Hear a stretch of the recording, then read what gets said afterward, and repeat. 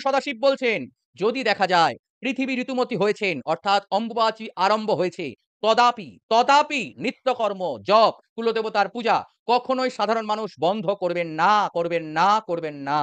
না, কোন শাস্ত্রে, কোন পুরাণ, কোন উপনিষদ, স্মৃতি, শ্রুতি, বেদ, তন্ত্র কোথাও বাড়ির বা মন্দিরের প্রতিমাকে লাল শালু দিয়ে ঢেকে রাখার বিধান দেওয়া হয়নি, হয়নি, হয়নি। আবারও স্পষ্ট করে বলছি, বলা হয়নি।